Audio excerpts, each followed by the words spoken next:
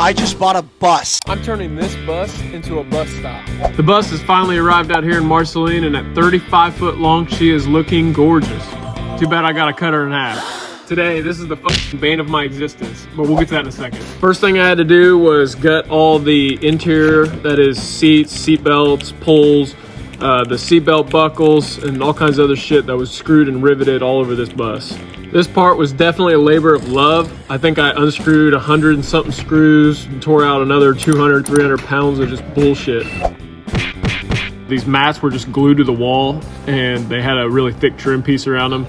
So I just took a pry bar and just slowly worked behind them and pried and pulled these fuckers off the wall. Eventually coming up with some other means like stomping them into the ground, but we finally convinced them to give. After that, I threw everything out of the bus and you could literally feel the bus lightening up.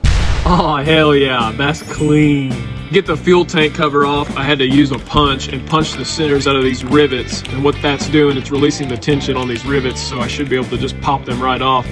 So then coming in with the Sawzall to finish it off at the end here, and I was able to expose that fuel tank. Right now, there's a big problem. As you can see, I've been gutting this bus, tearing out the seats, the dividers, and then the floor is next. But I have a fuel tank right in the way. And of course, I popped the cap off and it is plumb full. I'm gonna have to cut a hole in the wall and tear it out the side. Here's the thing, I've made it this far, but I don't know if I'm gonna be able to get this fuel tank out. So follow Mulder Development and myself to stay updated.